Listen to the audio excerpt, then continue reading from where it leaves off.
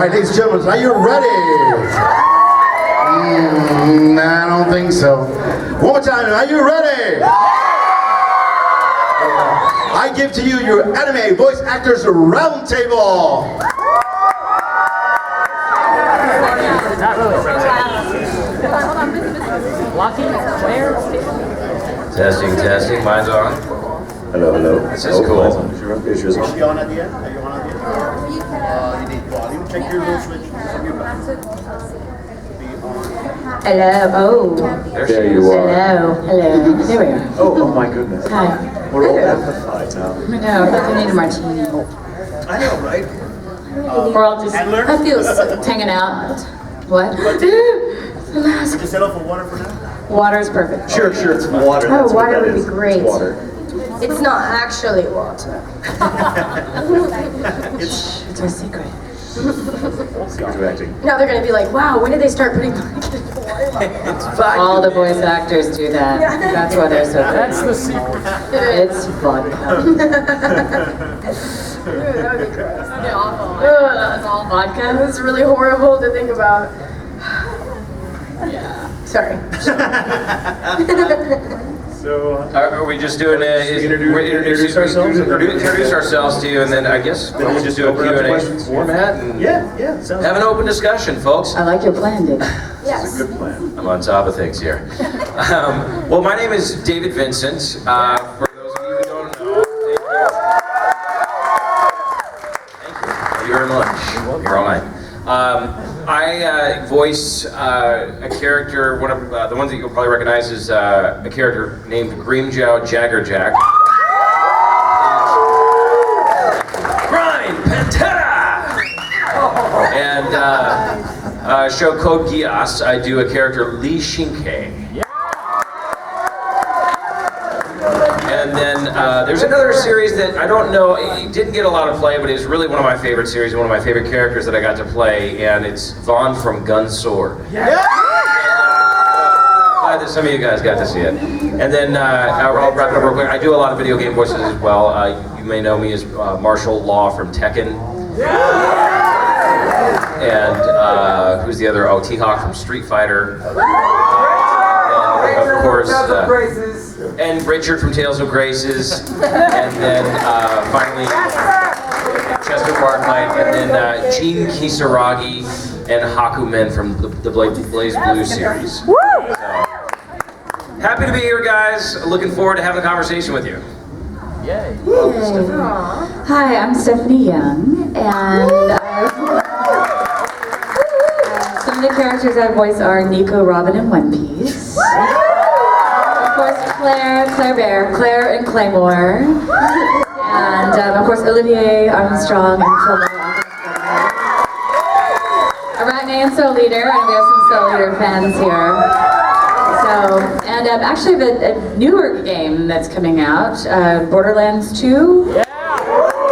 I'm the sheriff. I could talk, I'm just a sheriff when I recorded her. She may have a name now. When I recorded her, it was Sheriff. So keep an eye out for that. So happy to be here. This has been such a fun con. You guys are great. So glad to be here. Aww. Let's give her a round of applause. Hello, everyone. You didn't get to the name.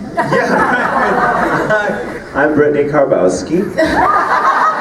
You are adorable. I'm like two Britneys on top of each other. Playing totem pole. Yeah. No. Hi, I'm J. Michael Tatum. I wish that happened in real life. I voice actor, also an adaptive writer and sometimes director. I'm probably most known for things like Kyoya and Oron Scar and Full Metal Alchemist Brotherhood. Lawrence and Spice and Wolf. Yeah, lots of others. And there's that little show. Oh, what's it called? Oh, Black Butler. I played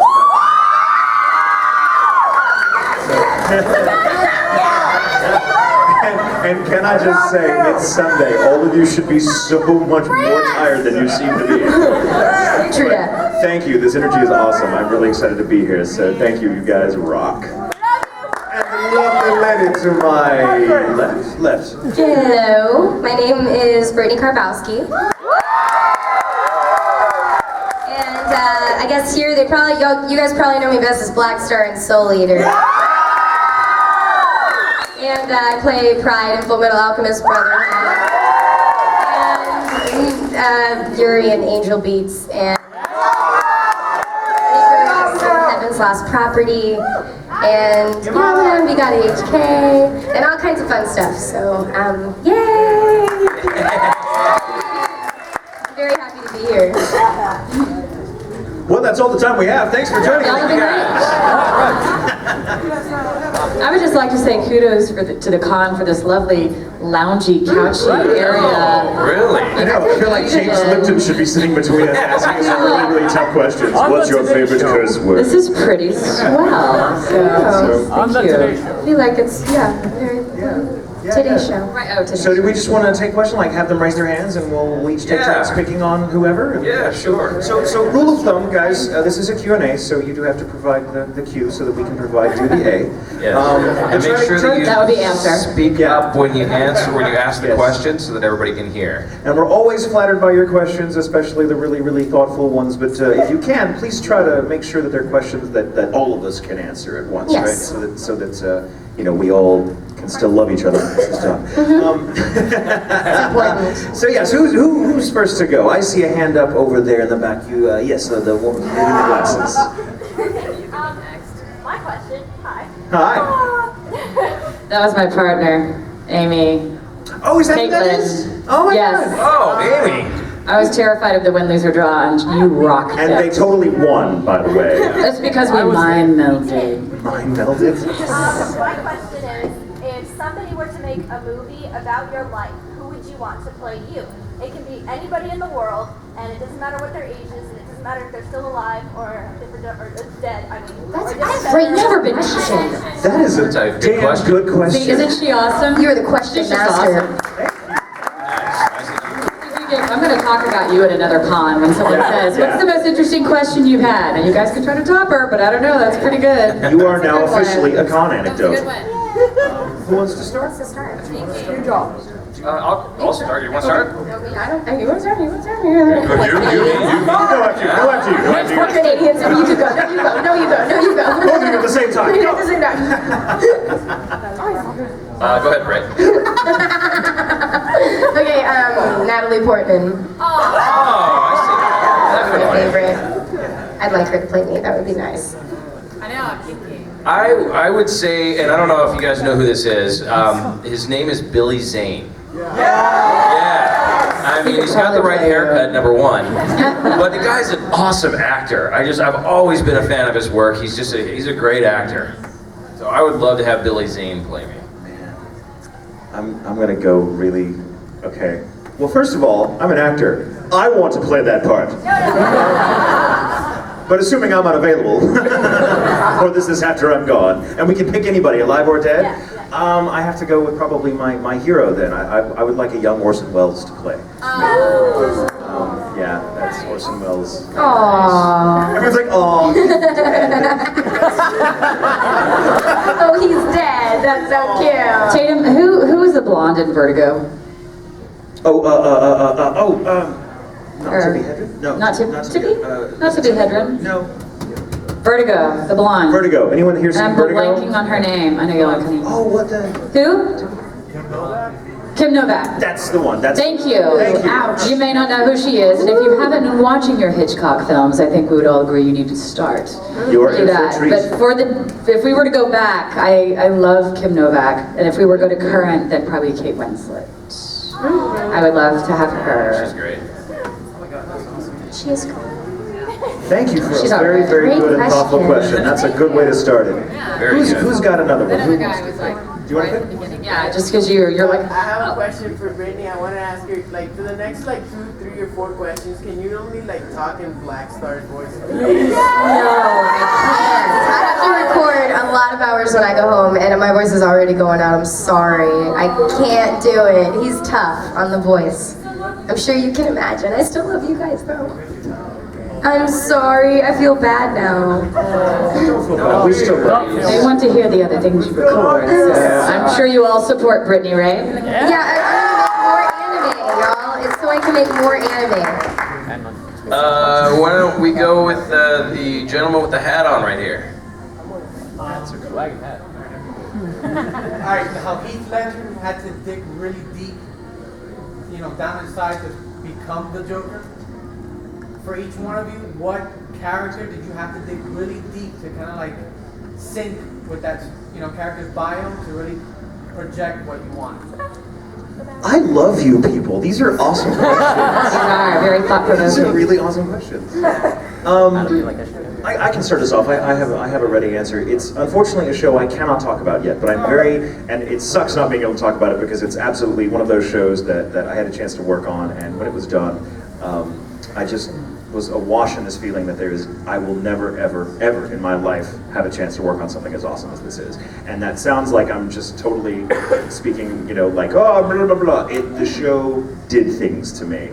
And the character was not like that.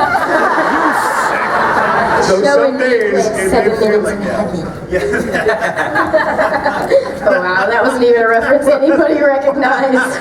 I'm getting older or something. Oh my God. But the show was, I really, really love what I do for a living, and there's not been a single character I've played that I haven't learned something about myself for getting to record them, because that's for me, that's the appeal of acting, is getting to kind of step out of your own skin and in the process kind of find yourself when you most thought to be doing something very different than who you are. And in this character that I played, it's a great show. It's an incredible just concept. It's tight, it's just one of the best dramas I've ever gotten to be part of. And it was exhausting and it was all consuming. For 6 months, we worked very intensely on this show. And I cried, I lost weight, I pulled hair out of my, off of my head. I mean, it was great, but when it was over and done with, I was just like, that character will always be with me now. And I'm so close to being able to talk about it. Like, I'm a month away from announcing it, but I'm really, really, really happy. But that one, what's that? A month from now? It's like a month or so, I think, is when they're going to announce Is it a the 26? cast. I can't talk about it. Blah blah blah blah blah blah. Non-disclosure. But yeah, but it will. It's something that I'm very, very proud of. I will buy Is it. it with a particular company, or do I have to go to your site? Or It is. I can't say. It is a show. It is a show. And it is a Funimation title, and it is an anime, so it is that. But yeah, don't worry, and you'll know, because just when I pop up at other conventions, when I'm able to talk about it, I will talk about nothing else. I won't be able to chat about it, so it's just that close to my heart. And I will buy it. Oh, thank you. Who's got it? Okay. For me, definitely Claire and Claymore. That was a real challenge, especially starting out with her being so, she had no emotion whatsoever at the beginning of the series, and then by the time we get, through her arc, and then having to monster up like that, and have it actually mean something to monster out, and trying to connect with that was difficult and very dark. But I really enjoyed it. I would be in the car on the way home. I mean, you guys know how it is. If you're in the booth 4 hours doing something really intense, it's kind of hard to get out of that rhythm and that mindset, even though it's fiction. And I would be in the car and I would just be intense. And then I would get home and Dave was like, "Hey, honey, how'd it go?" "Well, great! Really well. What's for dinner?" "I don't know, let's go eat." He's like, "Yes, and you'll have a glass of wine at dinner, won't you?" Love you. So Claire is just so intense. But something I'm really excited about right now is because I know I can say that we're working on the Water 7 arc in One Piece, and that's already starting to get really. I teared up. I never expected to tear up. Actually, that's not true. I teared up with Robin once before when she kind of realized that she needed friends and she was breaking from Crocodile. That was huge. But now this is just really just the connection. And I love being part of a show that really honors respecting and loving your friends and sacrificing for them. That's pretty cool. So I know what's coming with Robin is very exciting, but like even Friday, she was doing some really amazing selfless things, and that was pretty amazing. So it's coming. Everyone's telling me, so that's Yeah, One Piece. You wanna go? You wanna go? You wanna go? Yeah, I can go. The question was, what character really affected, that I really connected with, and that really made me grow as an actor. Mine is Vaughn from Gunsword. For me, that character, because I was able to really learn that I could do things that I didn't think I could do. His emotional levels were so just polar opposites, going from an extremely melancholy, very reserved guy to just flying off the handle in rage and crying and weeping and just all this stuff that I didn't know I could do that. And I got to give credit where credit's due to Liam O'Brien, who's the director on that series. And he really, as a director, brought a lot out of me as a voice actor that I didn't know I had in me. So. Yeah.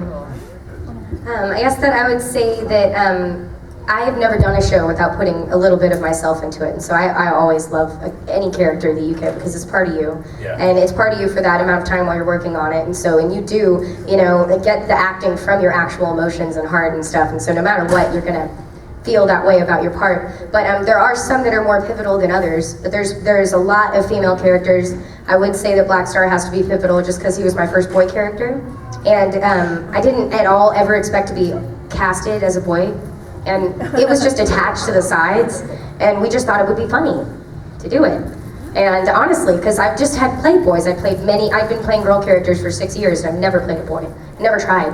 And then I got casted, and I was like, oh my gosh, what am I gonna do? Do I have to sound like a boy? What do I need to do? So it was the first time in 6 years that I was actually talking to myself on the way up to Dallas, trying to figure out how to make my voice more staccato than legato, and put emphasis on, because women like to put the emphasis on the subject, and men put the emphasis on the action word. So trying to change my patterns of speech, and trying to change the staccato and legato or whatever. So it was hard for me.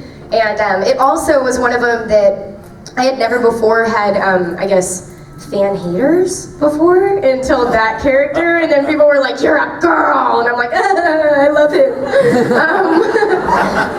That happened too, but it took a lot out of me, and when I was used to being able to go up to Dallas, because it's a 5-hour drive, and record a full day and leave, and we tried to do that, and I lost my voice in the second hour. And that's why, though I would love to do it, I will go back and they'll be like, really? You did Black Star all weekend? Shame, shame, shame. You don't like to get paid, do you? But he was definitely very, very pivotal for me. And then soon after, I got to play Salim Bradley in Pride and Full Metal Alchemist, which we thought was this cute little boy that was just going to be like, oh, look, he's so cute, and he's reading this little thing and that's why I love my daddy, and just all cute. And then we're like, we couldn't even stop laughing from how cute he was. And then, wow, he turned into this creepy homunculus creature that has little baby hands. It's creepy because they're little children hands. It's not just, anyway, but yeah. So the boy characters were definitely different and everything, but there's plenty of girl characters that, of course, were my life for years, and so I love them. So there's a lot of them. I think everybody has a lot. And every time you're doing new ones, there's a favorite out of the ones you're doing at the time. So, but yeah. Oh, I'm supposed to pick people. Okay, just for this round, who should I pick? I like your little wave hand. That's cool. We can do that. You. Oh, it's the doctor. You got the memo on the purple. In general, country for all of you, if you could trade places with another actress or actor for a day, who would you pick? For a date. You guys! You're stretching us as con guests. Yeah, this is great. It's great. Voice actor? A voice actor? Actor or a Wait, voice does it have to be the actor? same sex? Anybody. Anybody? Anybody, okay, anybody. Alive or dead, okay. Probably Jack Nicholson, just so I can talk like this all day. I want to talk oh my gosh, why do I stab you with a soldering iron? Who's that guy? Christopher Walken. Yes! And you. We gotta have more cowbell. It would be funny. I would be Michael Tatum. Total Tatum love. Or any actor that's shooting a film in Italy. Yes. Can I be them? Like Angelina the Tourist. Wait, did that mean voice actor or regular actor? Because we're like regular. Either. It could be anybody. Alive or dead. Alive or dead. I have, there's a lot I would choose, but because you inspire me with your cosplay to answer in a Doctor Who way, I would change places for a day with Tom Baker, the fourth Doctor, who was my first Doctor, and who is genuinely one of the most incredible and eccentric human beings who has ever walked the face of the earth. Like, every other word out of his mouth is you going, like, the things he says is incredible. I would just love to get in that man's mind for like a day to figure out what the hell's going on in there. There's way too many cabinets. Yeah. You can't go through all those violin cabinets. Yeah. His mind is the TARDIS interior. You can't organize it. I guess I'll pick this one. Let's see. You have like a green shirt on there, kind of in the middle. What's your favorite anime that you haven't seen any part of? Favorite anime that we haven't had any part of? Another good question. That's Cowboy Bebop. Yeah, Bebop.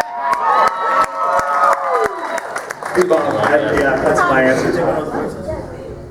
Bang. I don't know if I can't do it. Oh man.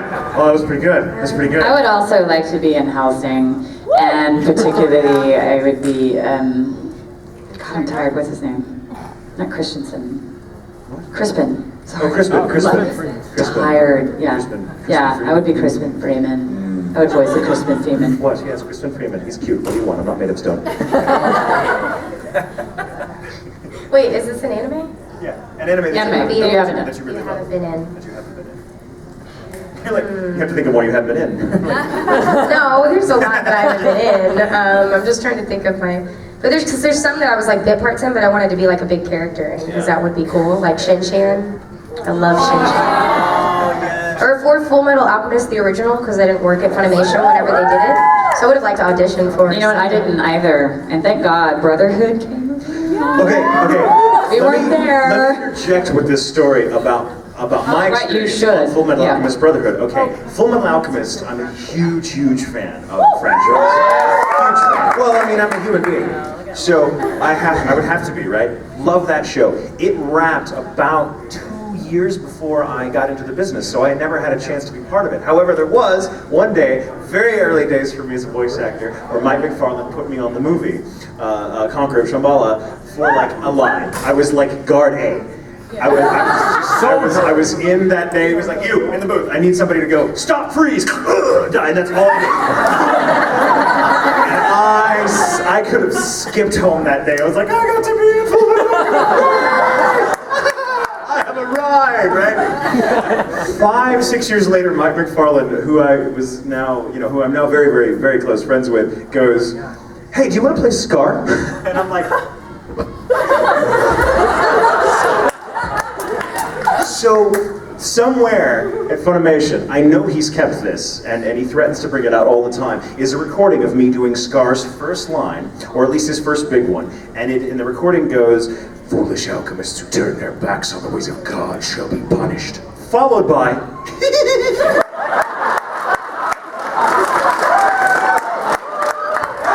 want to ask what I can hear. That is precious. That's wonderful. Oh my gosh, you are so precious. That was he adorable. made that my warm-up line that I had to listen to every time to get into voice, and he'd play the and don't do that part. When anime dreams come true. That's really awesome. I love that. Who wants to pick? I haven't heard that story. Do you want? By the camera. Okay, this is for all of you guys. Have you ever received like a really good fan art from someone? Yes.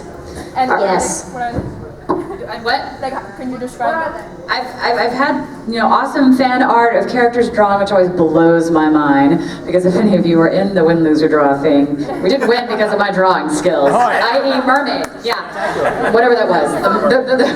The mermaid slug. What was I thinking? The pressure. God. But I think I was in Pittsburgh maybe. But this young man came up to me and he presented this painting. And it looked very Jackson Pollock-esque, splatter paint, and it was so beautiful. I have it in my home office right now, And he told me, I am in a band with my husband and we write original music, and he told me that he had listened to a specific song called You and Me that we'd written and recorded, and he said, I painted this while listening to the song, and this was my emotional interpretation of what I heard. Yeah, I just, isn't that incredible? I just was blown away, and I carried it with me because we had a music panel that night, and I like put it up, or we had a concert, and I put it up at the front of the stage, and I just, still, that blows my mind that he even was so thoughtful that way, so that's mine.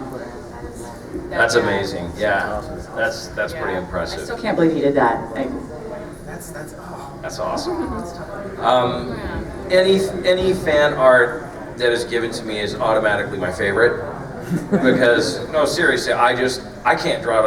You should have seen my drawings if you weren't there. Dragon Ball. Horrible. Loved it. We actually thought you were pretty good.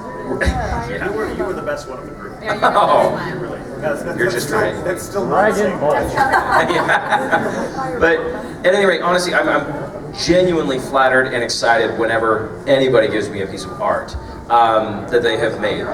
There is one particular painting. I was in San Jose in May at a con, and there was a young gal that I had met in San Francisco at another con about a year and a half before. And so she came down to the con specifically just to give me this piece of art, because she had to work the whole weekend, so she couldn't even go to the con. So she came and she brought me this painting that she had done of Grimjow. And it was the most meticulous oil painting that I had ever seen. And it was incredible, and you could just tell that just a vast amount of time and effort had gone into it, and she's just a remarkably talented artist. But any piece of artwork that is given to me automatically goes into my office at home.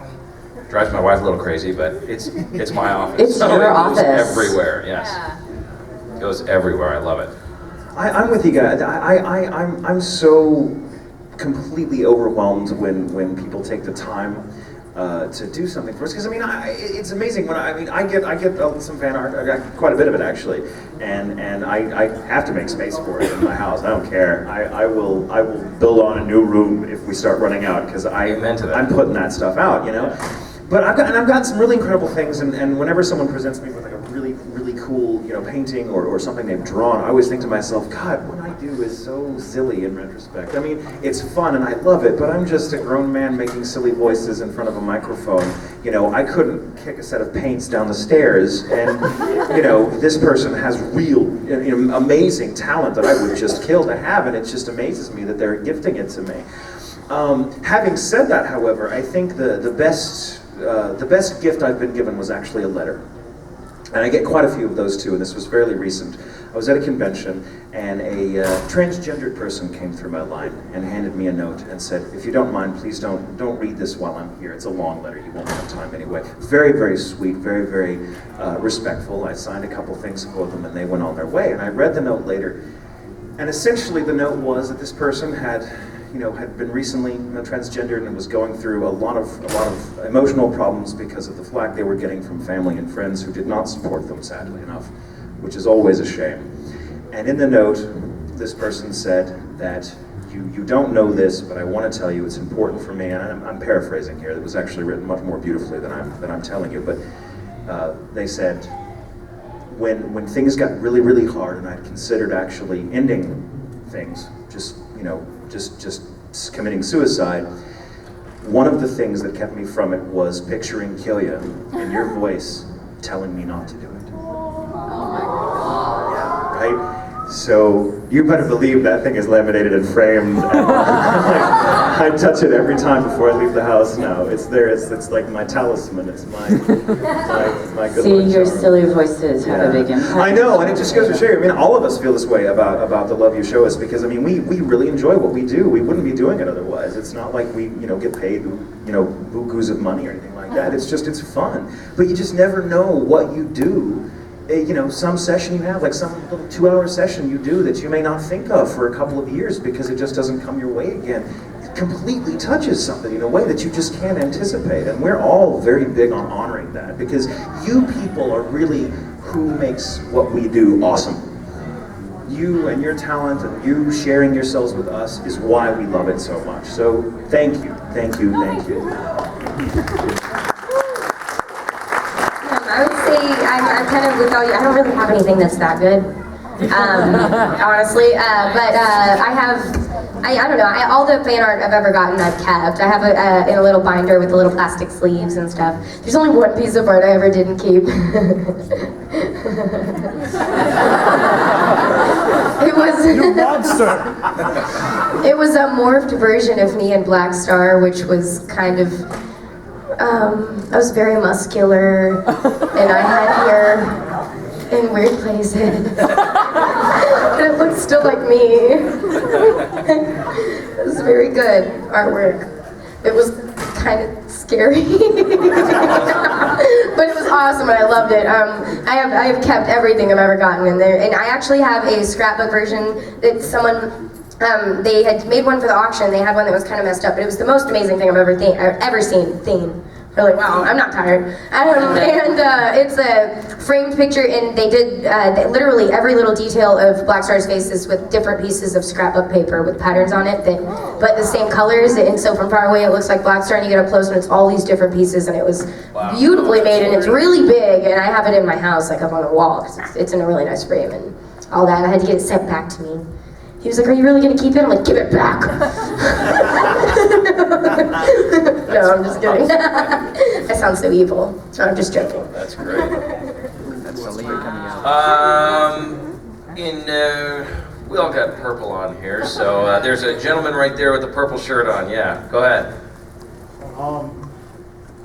What was the one character that you had the most trouble taking seriously? Taking seriously? Taking seriously, like there was one character that cracked up almost every time. I can't. Any show I worked on with Chris Kaysen.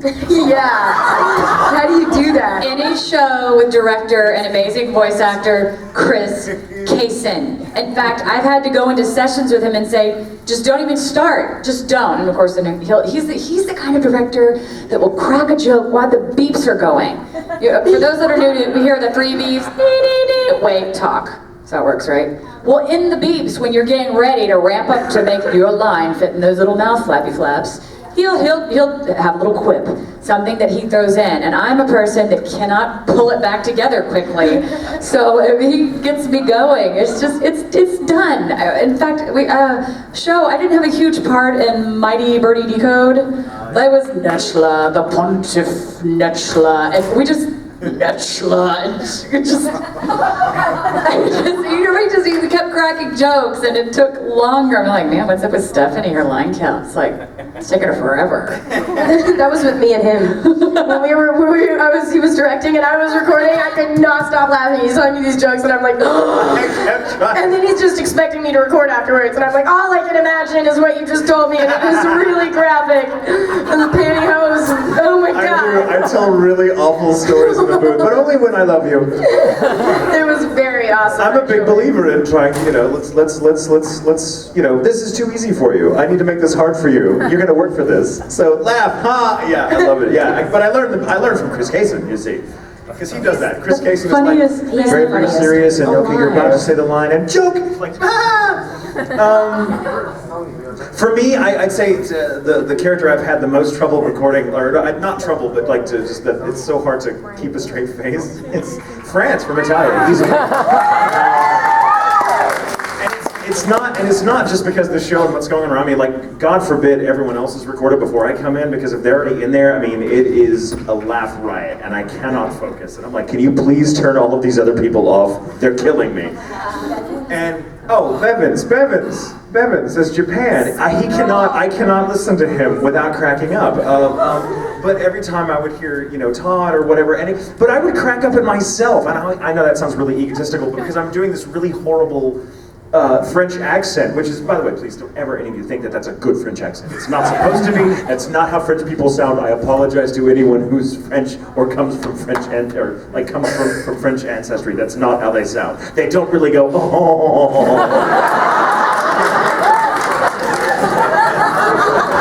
And that's the fun thing about that show is that it makes fun. So many stereotypes are made fun of, but it's the stereotypes that are being made fun of, not the people they're meant to apply to. The joke is on the douches that think those stereotypes are real. So seriously, there was a time where I had been recording Black Butler and Hitalia at the same time. Like not at once, like that's inhuman. But like, I'd be like 2 or 3 hours in the booth working on Sebastian's voice, and then I'd mosey on down the hall for a couple hours for Friends. It's a really difficult transition to make. So I'd go from doing this for like, 4 hours or so, and then stop it. No, stop. They're all saying, I want one. I know. So you'd have to go from doing that to being this for like another 4 hours. And it's just so ridiculous, right? And some of the lines, Jamie Markey's scripts were so fantastically funny. And she would leave little jokes in there for me that you never hear because they're not part of the dialogue. They're like their reactions. Like she'd have these things and she'd have little notes in the margins like tell Tatum he can suck it. He has to do this line. And I'm like, oh, okay.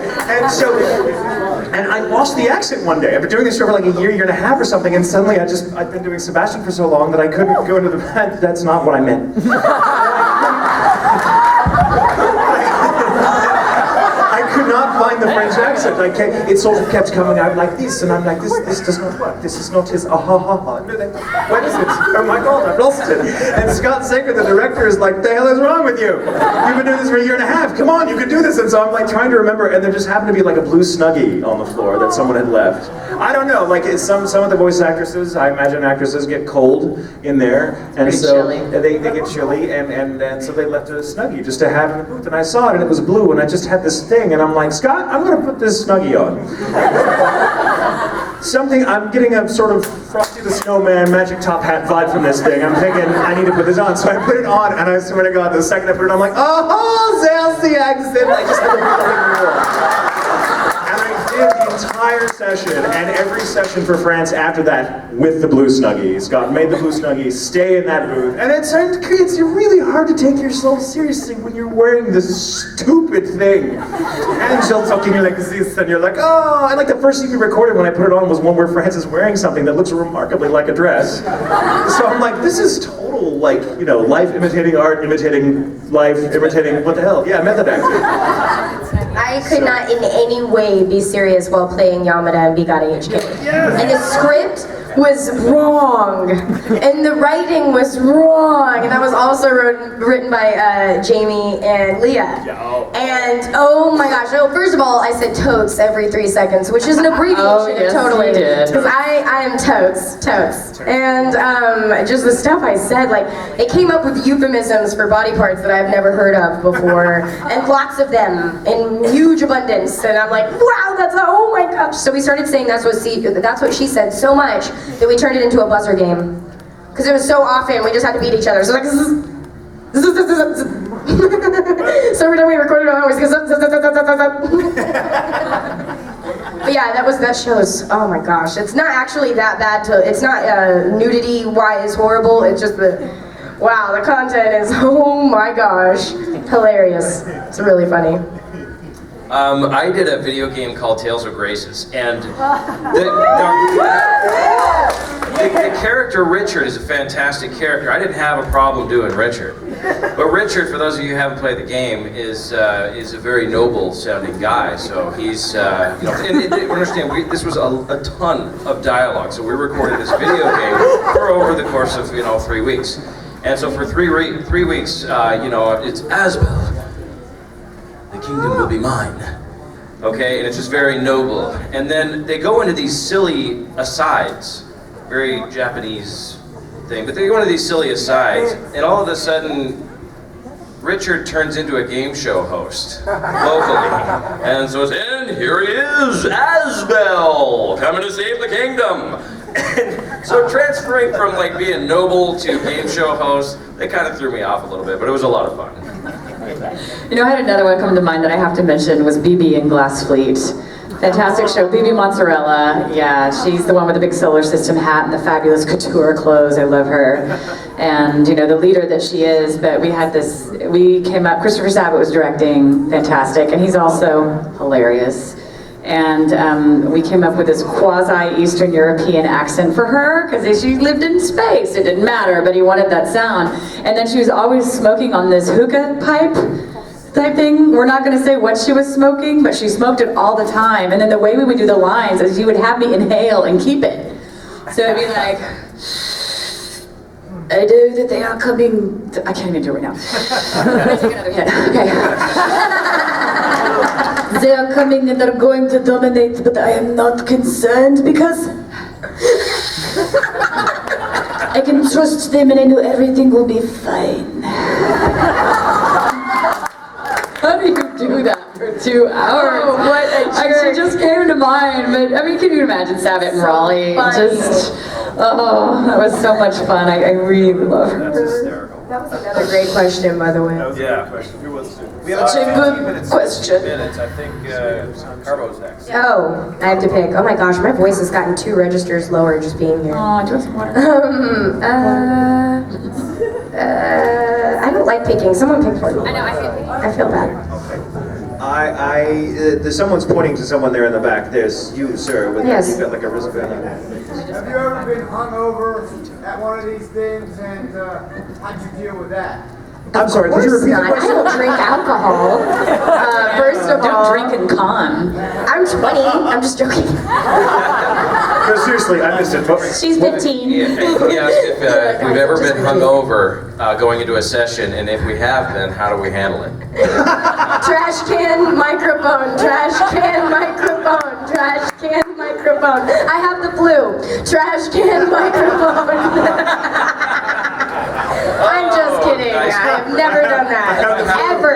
I have the flu and an inner ear infection, and I'm having a stroke. And every time I say that line, I don't know why I just never throw up. I have never been. Wow, I've never been hungover when I go into a session, because here's the thing: when you're a professional, right? Like session, right? Before we go into record. Yeah. Okay. He's like, what? It doesn't really happen, y'all. I was kidding. It doesn't happen, because the thing is, when we go in, you have to be very careful with your voice so that it will last for the duration of the time that you're needed for. And so we don't like, oh, cool, I have a session tomorrow. Well, let's go, gargle some razor blades and drink some really hard alcohol and get drunk and vomit a lot, because that's going to be so soothing on my vocal cords. Like, we don't do that. Yeah. So we Our typically. jobs are important to us. We don't want to. It's just like every other place that you go to work, and you must go to work and be professional, and you would be prepared for your job. And your directors they hired you. You need to, come with all your tools. Yeah, and sorry, I didn't mean to cut you off. I mean, you got to be on top of your game when you go in. So it really would be very, very unhelpful to go in hungover. So Yeah, and it's kind of a competitive field, you know. So if you came in there's other people that could do it. That would not be good. And if you've ever had a hangover, don't you agree the next day? Not worth it. Yeah. It's never It's worth it. miserable, not And worth it. those Nobody that goes do and gets drunk before who gets drunk the day before you record somewhere? Yeah. As Stephanie said, it's a very competitive business. Those who do are quickly replaced by those who won't. So we know that. So we're like, you know what, I think I'll just lay off. You know what that makes me think of? I'm not going to name names, it was a long time ago, but I heard that there was a voice actress that showed up. She would show up continuously without showering. Oh! Hungover, not showering, which is not cool, because someone is going to be in that booth right after you. Yeah. It's a small space, and they have to be in there for like 4 hours. And she always just came in very disheveled, didn't shower, and she doesn't work there anymore for quite a long time. Imagine that. So, Yeah, that would be a very bad thing to do. Steph, you want to take the next one? Oh, I hate picking. I really don't. I don't know what to do. The pressure. Cute girl there in the back. Sorry. Look, she's beautiful. I was distracted. She's adorable. She's adorable. As many of us know, there was a zombie sighting recently in Miami. What is your zombie survival strategy? I'm surprised it took this long to come up, really. I haven't heard about zombies this con. My zombie strategy is to dress up like a zombie and just be like, brains, I'm one of you. That's totally what I'm gonna do. That sounds pretty Totally good. what I'm gonna do. AR on the roof? I don't know. I just get some cool gun and go sit on the roof. Yeah, I don't know. I love that little one-panel comic that was out that had the treadmills on the outside of the windows. Have y'all seen that? There's a house and the treadmills are in front of every window. Thought that's brilliant. That's my plan. Smart. Isn't that great? I want that plan. Right? Just all you need are about, like get your 10 treadmills, but then once you have it set, you're good. I'm just gonna find a really smart person, a really tough person, a slow fat guy. Stereotypes that will die before you in a horror movie? That's pretty smart. Stop, drop, and roll. No, I can't. No, you know what? Did you ever see that episode of The Family Guy when he's making fun of the Passion of the Christ and they're with me? Hey, stop it! Stop it! So when they come to eat my brains, hey, stop it! Stop it! As long as they're like, okay, sorry. All right, we have time for one more question because we're about to wrap it up. So I guess I'll pick some time. So try to make it a good one. Let's see. I see you with glasses and like a hat with it's got ears and everything and all that stuff. This better be good, man. They're gonna hate you if it's not. If you could be any character, live their life, no matter the outcome, and I knew they were gonna die or anything, who would it be? That's a good question to end on. Thank you. Any character that we've played, I'm assuming? Any anime character. Any anime character, all right. Any anime character that you know of that you would like to be? It's just that I'm going through so many of mine, and that's tough. Their lives are tough. Yeah, I don't want to live any of these horrible lives. Locked in a dungeon, no. Chain slave, no. Robot. Killed my bride. No. So much work. I don't really want to be a boy. I kind of enjoy being a girl. Definitely be a girl. I like that. That's I kind like of a being a girl. tough. Very good. Maybe Spike Spiegel. I don't know. That's a great life. He'd be pretty good. I don't think I would want to be Vaughn. Who would I want to be? Too many condiments. Not enough condiments. I think I would probably choose, if it was a character I played, I would probably be Lawrence from Spice and Wolf, because I really think his life is fascinating. And it's not terribly tragic. I mean, it's not, there's this wonderful unrequited love between he and Holo, but I just love his character. I think what he does for a living, that he's a merchant and a traveling merchant at a time when most people didn't, get very far from their own homes. So he was a man of the world at a very interesting time in our history. I would just love to be part of that. I think I would have to choose him. And like he doesn't die or do anything really, really horrible. So that's also, That's a plus. That's also a plus. I think I might be Himeko from Pony Pony Dash if she wasn't so off the wall crazy, but I do like that. She can eat a lot, and I like crab too. I don't know. Sorry, that was kind of big. That was but random. She really likes crab, and I don't mind that. So I think I would be her. Gosh, I would love to say Robin, but boy, she's had such a tough childhood. I know, like in the good times, and then someone to love. I know, like who would want to love Robin? She's awesome. I don't know. And not Zora or Sanji. But Olivia, I would love to get like Olivia on the back half, I have to say. Maybe when she retires from being a general, not that she could ever let that go. But I think I just secretly have a girl crush on her, so that's... thank you. She's pretty amazing. So she is. So I think if she chose, she was like, Briggs, I'm out. I'm going to the Turks and the Caicos. All right. Awesome. Well, guys, thank you so much for coming. You've been Thank you for the awesome questions. We have an autograph signing session coming up right now. Oh, right now.